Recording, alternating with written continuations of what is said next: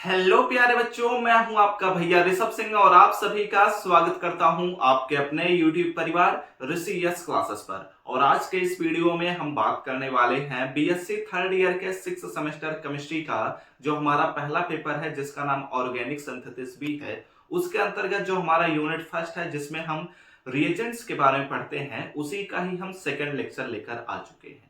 हम ऑलरेडी अपने पिछले लेक्चर में यह बात कर चुके हैं कि DDQ रिएजेंट क्या है, कैन रिएजेंट क्या है, इनके बारे में हमने सब कुछ डिटेल से समझ लिया है। तो अब उसी को ही कंटिन्यू करते हुए इस लेक्चर में हम कुछ और भी प्रकार के ऑक्सीडाइजिंग एजेंट्स के बारे में बात करने वाले हैं। तो चलिए अपने इस वीडियो की शुरुआत करते हैं। लेकिन अगर आप सब इस चैनल पर पहली बार आए होंगे और अपने तैयारी को स्टार्टिंग से बेहतर बनाना चाहते हैं तो जरूर सब्सक्राइब करने के साथ बेल आइकन को ऑल पर सेलेक्ट कर लीजिएगा। और पिछले लेक्चर्स को नहीं देखे हैं तो पूरे प्लेलिस्ट का लिंक आप सभी को डिस्क्रिप्शन में मिल जाएगा।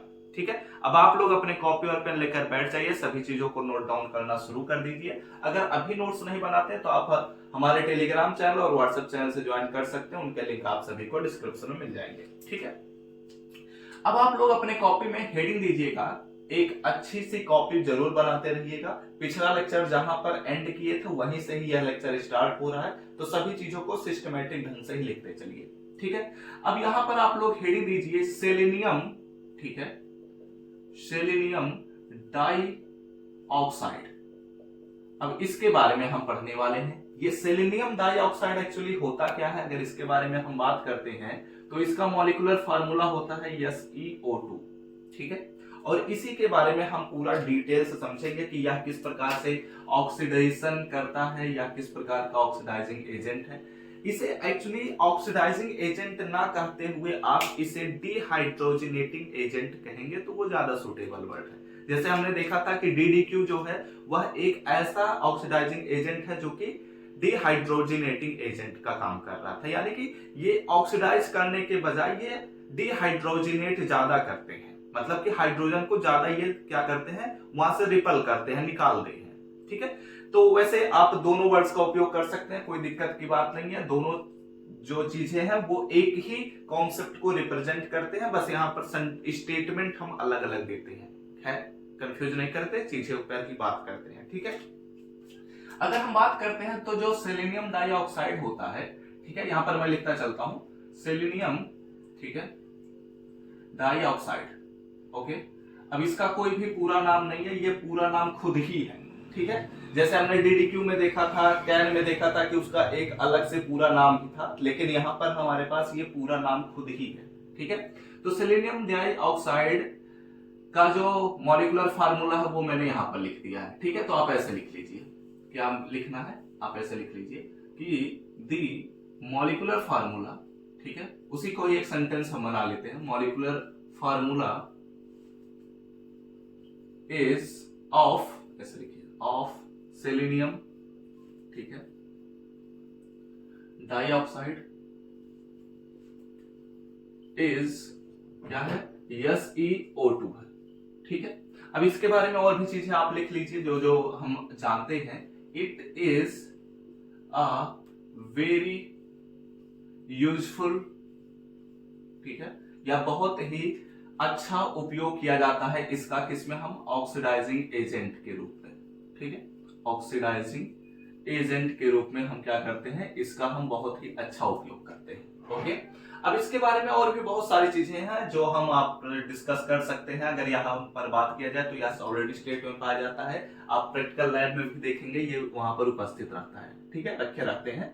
अगर यहाँ पर आप लिख लीजिए कि it is in solid form, ठीक है, तो मैं फिलहाल सॉलिड ही लिख दिया, आप लोग आगे समझ गए होंगे। अब यहाँ पर चलिए इसके स्ट्रक्चर पर बात कर लेते हैं। वैसे स्ट्रक्चर में कुछ खास बात करने के लिए है नहीं, लेकिन चलिए स्ट्रक्चर आप लोग हेडिंग दीजिए और इस पर बात कर लिया जाए। स्ट्रक्चर, ठीक है, अब अगर इसके स्ट्रक्चर पर हम बात करते हैं तो जो सेलेनियम डाइऑक्साइड होता है, ठीक है, द स्ट्रक्चर, ठीक है, the structure of SeO2 is, ठीक है, ये क्या होगा, आइए बात करते हैं, इसके बारे में भी समझते हैं। यहाँ पर बहुत ही आसान सी चीजें हैं। अगर हम बात करते हैं तो ये हमारे पास हो गया Se एंड इससे हमारे पास दो ऑक्सीजन जुड़ा हुआ है, तो दोनों ऑक्सीजन इस प्रकार से आप लिंक कर दीजिए, जो भी आप मतलब जैसे भी आप जोड़ सकते हैं वैसे ही जोड़ लीजिए। ठीक है, ये हमारे पास क्या हो गया, सेलेनियम डाइऑक्साइड। ओके, और ये इसका स्ट्रक्चर हो गया। इसी को ही स्ट्रक्चर को अगर देखा जाए तो ये बेंड करते हुए भी दिखा सकते हैं, यानी कि ऑक्सीजन को इधर दिखा दीजिए, दूसरा ऑक्सीजन को इधर दिखा दीजिए। मतलब ये अपने आप को सबसे स्टेबल स्टेट में ही रखेंगे। ठीक है, ये बातें ध्यान रखिएगा। तो आप चाहे ऐसे रिप्रेजेंट कर दीजिए, ये 2 डायमेंशनल स्ट्रक्चर हो गया। अगर 3 डायमेंशनल स्ट्रक्चर पर बात करते हैं तो वो भी हमारे पास ड्रॉ करने के लिए हो सकता है, लेकिन हमें इतनी चीजों के बारे में जानने की कोई भी आवश्यकता ही नहीं है। ठीक है, तो आप लोग क्या करिए, इतनी चीजों का स्क्रीनशॉट ले लीजिए। उसके बाद हम चलिए इसके ऑक्सीडाइजिंग नेचर पर बात करते हैं कि ये किस प्रकार से ऑक्सीडाइज करता है किसी भी कंपाउंड को। ठीक है, और इसके बारे में अगर बात किया जाए तो यह एक कलरलेस कंपाउंड ही होता है, आप सभी लोग पता ही होगा। ठीक है, वैसे सॉलिड स्टेट में ही पाया जाता है। ठीक है, तो आप लोग क्या करिए, इतनी चीजों का स्क्रीनशॉट ले लीजिए। उसके बाद हम चलिए बात करते हैं, स्क्रीनशॉट हो चुका होगा, मैं इरेज कर रहा हूं। ठीक है, उसके बाद हम क्या करते हैं, इसके ऑक्सीडाइजिंग नेचर पर बात करते हैं। कुछ रिएक्शंस के द्वारा हम देखेंगे, कुछ और भी चीजों के बारे में भी बात करेंगे। ठीक है, आइए एक एक करते हुए डिस्कस करते हैं। एंड चीजों को हम तेजी से ही डिस्कस करेंगे क्योंकि इन चीजों पर बहुत ज्यादा हमें टाइम देने की आवश्यकता भी नहीं है। ठीक है, बस इनके बारे में आप लोग जानिए कि ये एक ऑक्सीडाइजिंग एजेंट है, ये किस प्रकार से, इसका मॉलिक्यूलर फार्मूला क्या है, इसका स्ट्रक्चर क्या है। वैसे स्ट्रक्चर के बारे में बहुत ज्यादा जानने की जरूरत नहीं है, और ये किस प्रकार से किस किन कंपाउंड्स को या ऑक्सीडाइज करता है, इन सभी चीजों के बारे में बस आपको पता होना चाहिए। ठीक है, तो अब यहाँ पर हम बात करते हैं। तो यहाँ पर आप या तो प्रॉपर्टी हेडिंग देते हुए कर लीजिए, या फिर आप ऐसे भी लिख सकते हैं कि देयर आर, ठीक है, देयर आर फॉलोइंग रिएक्शंस। ठीक है, देयर आर फॉलोइंग रिएक्शंस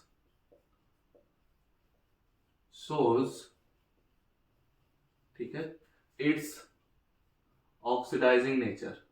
ठीक है, ऑक्सीडाइजिंग नेचर या ऑक्सीडाइजिंग प्रॉपर्टी को क्या करते हैं, यहां पर नीचे दिए हुए रिएक्शंस शो करते हैं। तो सबसे पहला रिएक्शन आप लिख लीजिए। ठीक है, ऑक्सीडेशन ऑफ, ठीक है, ऑक्सीडेशन ऑफ मिथाइलिन ग्रुप। ठीक है, मिथाइलिन ग्रुप, ठीक है, ऑफ कार्बोनिल कार्बन। ठीक है, या कार्बोनिल कंपाउंड लिख लीजिए। ठीक है, अब इसके बारे में हम थोड़ा सा समझ लेते हैं, तब चीजों को डिस्कस करेंगे। ठीक है, यानी कि डिस्कस करते हुए चीजों को हम समझ लेते हैं, फिर उसके बाद चीजों को नोट डाउन करेंगे। ठीक है, तो अभी 1 मिनट रुक जाइएगा, पहले इन चीजों को समझ लीजिए, तब उसके बाद हम बात करते हैं। देखो, यहां पर मैंने बोला कि हमारे पास एक कार्बोनिल कंपाउंड है और उसका जो मिथाइलिन ग्रुप है, ठीक है, वही रिएक्शन में पार्टिसिपेट होता है और वही ऑक्सीडाइज होता है, यानी कि कार्बोनिल कार्बन इसमें ऑक्सीडाइज नहीं होगा। ठीक है, अब यहां पर ध्यान दीजिए, समझिए कि हम सपोज करते हैं कि हमारे पास एक मिथाइलिन ग्रुप है। ठीक है, CH3, इससे हमारे पास एक कार्बोनिल ग्रुप जुड़ा हुआ है। तो सपोज करते हैं कार्बोनिल ग्रुप हमारे पास एल्डिहाइड ग्रुप भी हो सकता है और कीटोन ग्रुप भी हो सकता है, दोनों भी पॉसिबल है। अगर कीटोन पर बात करते हैं तो आप ऐसे ले लीजिए, CH3 single bond CH2 single bond C double bond O single bond CH3। ये भी हमारे पास क्या हो गया, ये हमारे पास एक कीटोन हो गया, ये हमारे पास एक एल्डिहाइड हो गया। तो दोनों ही कंपाउंड्स पर बात कर लेते हैं क्योंकि कार्बोनिल कंपाउंड पर ही बात करनी है।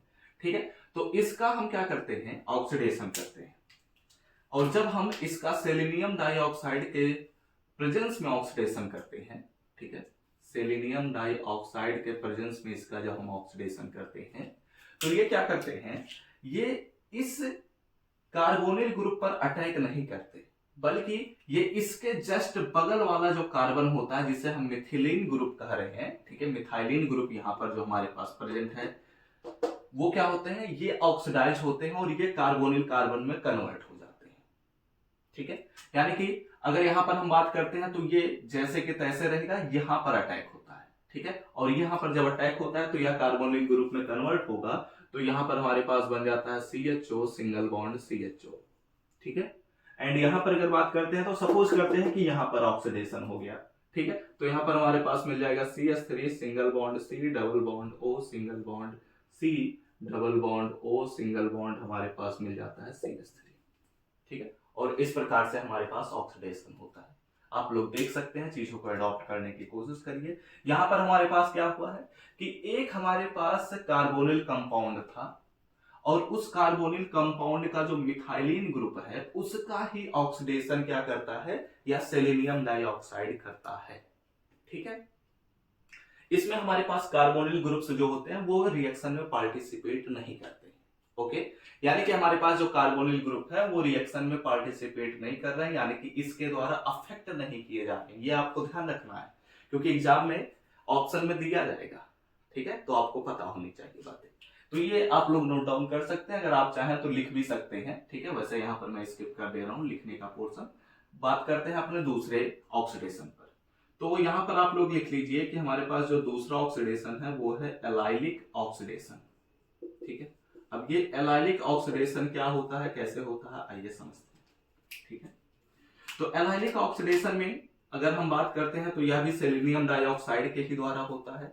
ये कैसे होता है, अगर इसके बारे में हम बात करते हैं तो एलाइलिक कार्बन क्या होता है, पहले ये बात आपको पता होनी चाहिए। वैसे मैंने पिछले लेक्चर में डिस्कस किया था कि एलाइलिक कार्बन क्या होता है और होम एलाइलिक कार्बन क्या होता है, और उससे जो जुड़ा हाइड्रोजन होता है उसी को ही हम उसी के अकॉर्डिंग नाम देते हैं। तो ये हमारे पास डबल बॉन्ड है।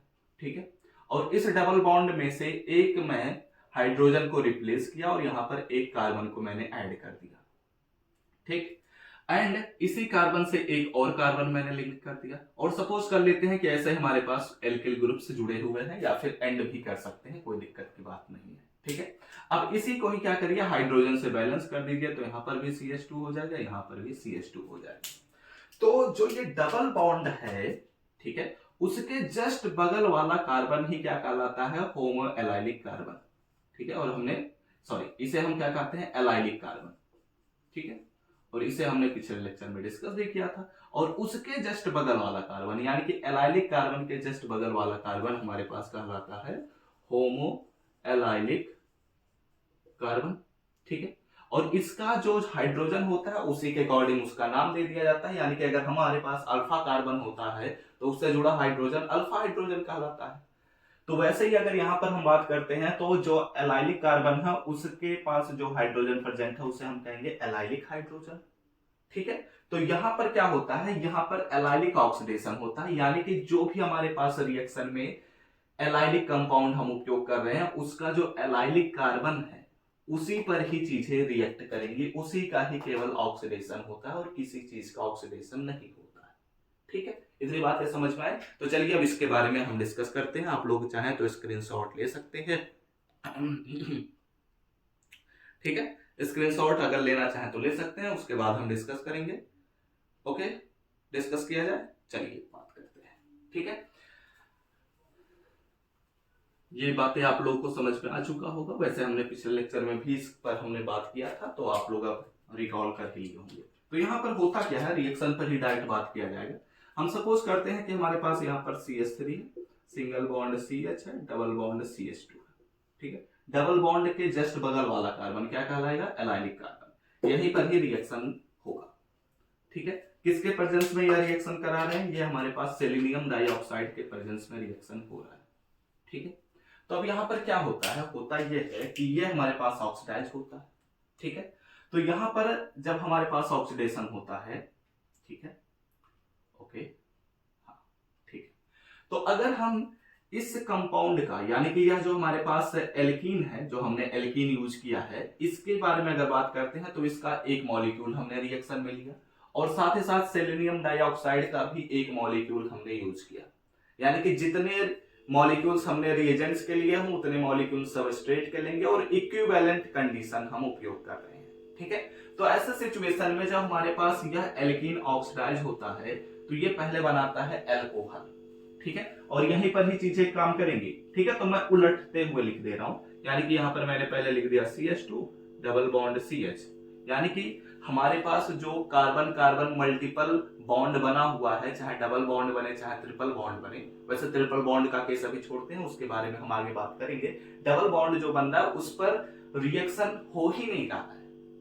ठीक है, उसके जस्ट बगल वाला कार्बन हमारे रिएक्शन में पार्टिसिपेट कर रहा है। यहां पर भी हमने देखा था कि कार्बोनिल ग्रुप रिएक्शन में पार्टिसिपेट नहीं कर रहा, बल्कि उसके जस्ट बगल वाला कार्बन रिएक्शन में पार्टिसिपेट कर रहा था। ठीक है, तो यहाँ पर हमारे पास बन जाता है अल्कोहल, तो यहाँ पर हमारे पास बन रहा है CH2OH। ठीक है। अब अगर हम बात करते हैं कि सेलेनियम डाइऑक्साइड अगर एक्सेस अमाउंट में होता, ठीक है, तो ऐसे सिचुएशन में क्या होता है, आइए इस पर भी बात कर लिया जाए। हम सपोज करते हैं वही सेम हमारे पास है, ठीक है, सेम एल्कीन मैंने ले लिया और इस बार जो हमारे पास सेलेनियम डाइऑक्साइड है उसका मैंने अमाउंट जो है वो एक्सेस अमाउंट में यूज कर लिया। ठीक है, सेलेनियम डाइऑक्साइड और ये हमारे पास किस अमाउंट में है, एक्सेस अमाउंट में। ठीक है, तो ऐसे सिचुएशन में क्या होगा, ऐसे सिचुएशन में ये होगा कि यहां पर ये सबसे पहले एक इक्विवेलेंट कंडीशन बनाएगा, उसके बाद यह ऑक्सीडाइज होते हुए अल्कोहल का फॉर्मेशन कर ले जाएगा। ठीक है, लेकिन हमारे पास सेलेनियम डाइऑक्साइड चूंकि एक्स्ट्रा अमाउंट में है और हम जानते हैं कि जो हमारे पास अल्कोहल होता है वो और भी फर्दर ऑक्सीडाइज होता है। अगर आप नहीं जानते हैं तो अगले कुछ यूनिट्स में हमने डिस्कस किया होगा तो आप लोग समझ जाएंगे। ठीक है, तो यहाँ पर क्या होता है कि ये ऑक्सीडाइज होता है और उसके बाद ये बना ले जाता है एल्डिहाइड का कंडीशन। ठीक है, तो यहाँ पर हमारे पास बन जाता है CH2 double bond CH single bond CHO का फॉर्मेशन कर ले जाता है, यानी कि हमारे पास एल्डिहाइड भी फर्दर ऑक्सीडाइज हो जाता है सेलेनियम डाइऑक्साइड के द्वारा अल्कोहल और बना ले जाता है एल्डिहाइड। ठीक है, और हम जानते हैं कि एल्डिहाइड भी ऑक्सीडाइज होगा, अगर प्राइमरी एल्डिहाइड है तो वो ऑक्सीडाइज होते हुए क्या बनाता है, इसके बारे में भी हम जानते हैं। अगर नहीं पता होगा आप सभी को तो परेशान मत होइए, अगले कुछ यूनिट्स में हमें इन्हीं चीजों पर ही बात करनी है। ठीक है, तो आप लोग स्क्रीनशॉट लीजिए, उसके बाद हम इसके लास्ट प्रॉपर्टी की तरफ बढ़ते हैं जिसमें हम एल्कीन पर बात करेंगे कि अगर एल्कीन रिएक्शन में पार्टिसिपेट कर रहा है तो ऐसे सिचुएशन में क्या होती हैं चीजें। ठीक है, ओके, ठीक है, चलिए बात किया जाए। ठीक है, तो ये हमने अपने दो रिएक्शन के द्वारा देखा इसके ऑक्सीडाइजिंग नेचर के बारे में। ठीक है, वैसे एक बार मैं चेक कर लूं क्या वीडियो चल रहा है या नहीं, उसके बाद हम आगे बात करेंगे। ठीक है, हाँ वीडियो चल रहा है, सारी चीजें सही है। ठीक है, चलिए, नहीं तो ऐसा ना हो कि मैं वीडियो बनाता रहूं, पता चले वीडियो बन ही नहीं रहा है। ठीक है,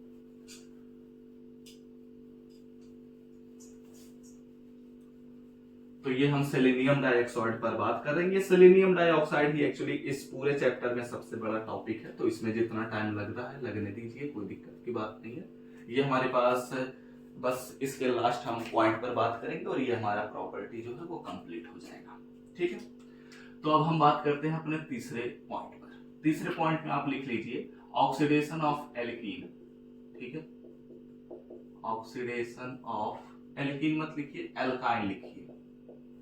ठीक, ऑक्सीडेशन ऑफ एल्काइन क्या होता है, यहां पर भी हम डायरेक्ट रिएक्शन की बात करेंगे। ठीक है, सेंटेंस आप मेंशन कर लीजिएगा अगर जरूरत पड़ेगी तो।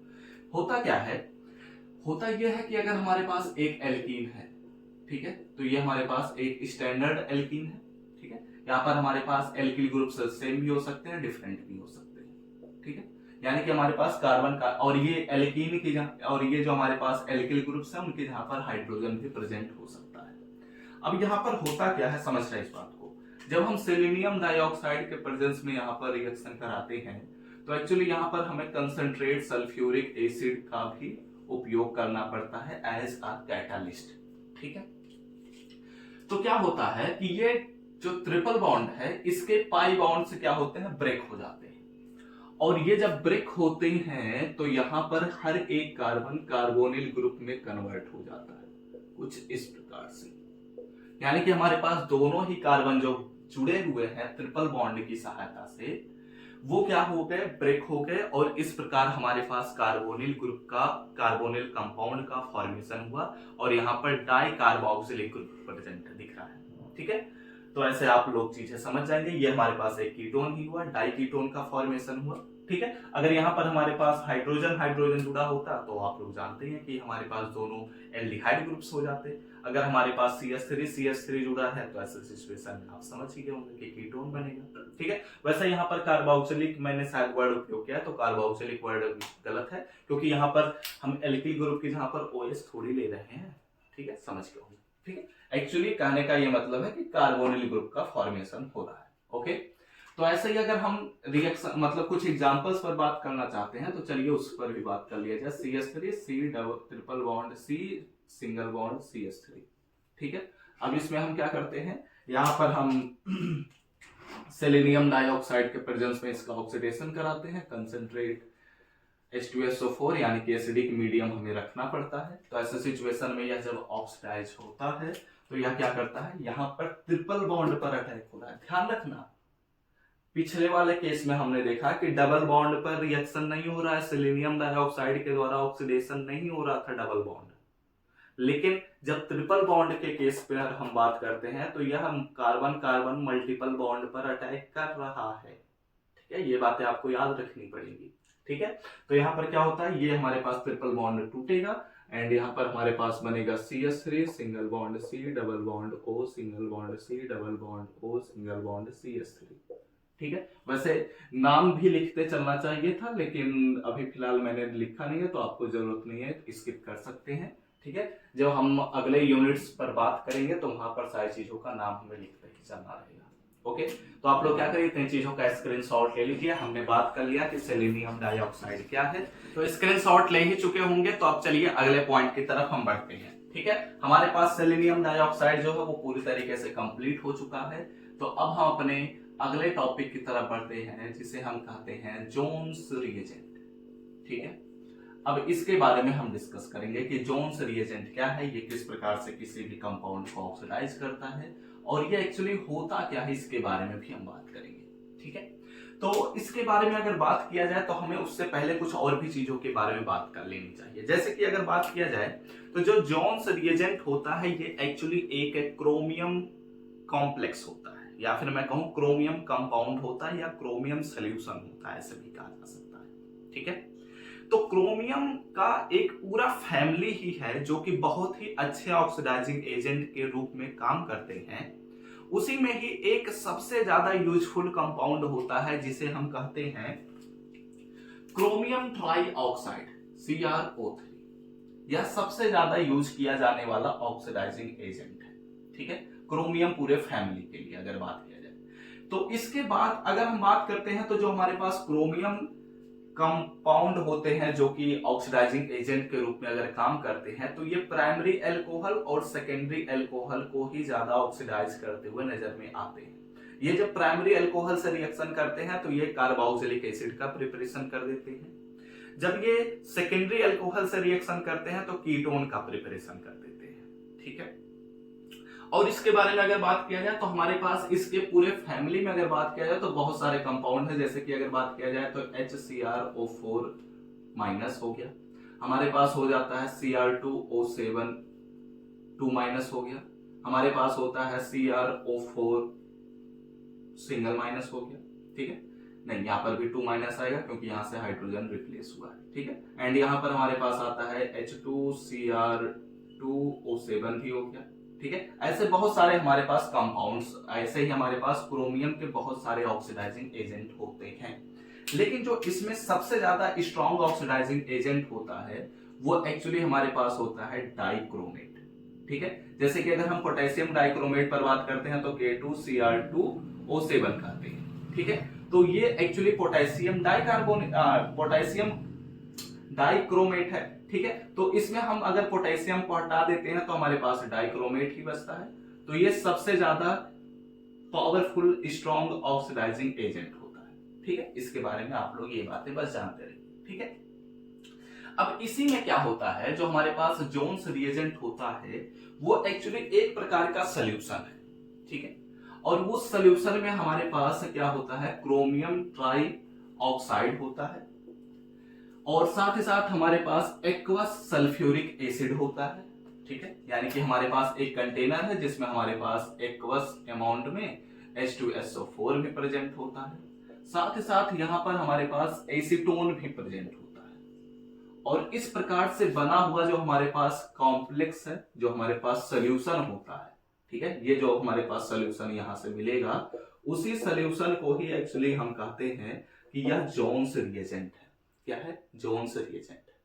और ये बहुत ही अच्छा ऑक्सीडाइजिंग एजेंट भी होता है। ठीक है, ये क्या करता है, प्राइमरी अल्कोहल को ऑक्सीडाइज करते हुए कार्बोक्सिलिक एसिड का प्रिपरेशन कर देता है, साथ ही साथ यह सेकेंडरी अल्कोहल को ऑक्सीडाइज करते हुए कीटोन का प्रिपरेशन कर देता है। और इसके बारे में अगर बात किया जाए तो यह डबल बॉन्ड या ट्रिपल बॉन्ड पर किसी भी प्रकार का कोई इफेक्ट नहीं डालता, यानी कि कार्बन कार्बन मल्टीपल बॉन्ड पर अगर हम बात करते हैं तो किसी भी प्रकार से कोई भी इफेक्ट नहीं पड़ता है। जबकि हमने पिछले वाले सेलेनियम डाइऑक्साइड में देखा था कि डबल बॉन्ड पर अटैक नहीं कर रहा था लेकिन ट्रिपल बॉन्ड पर इफेक्ट पड़ रहा था, लेकिन यहां पर हमारे पास ये किसी भी प्रकार से इफेक्ट नहीं डालते हैं। ठीक है, तो अब इसके बारे में हम चीजों को पहले लिख लेते हैं, उसके बाद आगे कंटिन्यू करते हैं। ठीक है, तो ये जोन्स रिएजेंट है, इतने ही कॉन्सेप्ट इसमें समझने थे। अब बस यहाँ पर हम चीजों को लिख लेंगे और फिर हमारे पास ये जोन्स रिएजेंट कंप्लीट हो जाएगा। तब उसके बाद हम पढ़ेंगे अपने कॉलिन्स रिएजेंट की तरफ। ठीक है, तो आप लोग क्या करिए, लिख लीजिए कि जो जोन्स रिएजेंट है, ठीक है, Jones reagent is discovered by, ठीक है, या प्रिपेयर्ड बाय लिखिए। ठीक है, क्योंकि ये खोजा थोड़ी गया है, ये तो बनाया गया है। ठीक है, प्रिपेयर्ड बाय इवर्ट, ठीक है, इवर्ट जॉन, इवर्ट जोन्स के द्वारा यह बनाया गया था, इसलिए इसका नाम पड़ गया जोन्स रिएजेंट। ठीक है, तो it is an oxidising agent. ठीक है, ऑक्सीडाइजिंग एजेंट होता है। ठीक है, और इसके बारे में अगर लिखना चाहें तो आप ऐसे लिख लीजिए कि जो जोन्स रिएजेंट होता है, ठीक है, Jones reagent is, Jones reagent जो होता है, ठीक है, इज अ स्टैंडर्ड सोल्यूशन, ऐसे लिखिए, इज अ स्टैंडर्ड सोल्यूशन, ठीक है, standard solution of chromium try, chromium, ठीक है, क्रोमियम ट्राई ऑक्साइड। ठीक है, क्रोमियम ट्राई ऑक्साइड का यह क्या होता है, एक स्टैंडर्ड सोल्यूशन होता है। विथ किसके साथ यह लगा रहता है, यह विथ कंसंट्रेट H2SO4 के साथ प्रेजेंट रहता है। ठीक है, और साथ ही साथ एंड हमारे पास यहाँ पर एसीटोन का भी सोल्यूशन रहता है। ठीक है, और इस प्रकार से यह जो बनता है हमारे पास सोल्यूशन, उसी सोल्यूशन को ही हम कहते हैं कि यह एक जोन्स रिएजेंट है।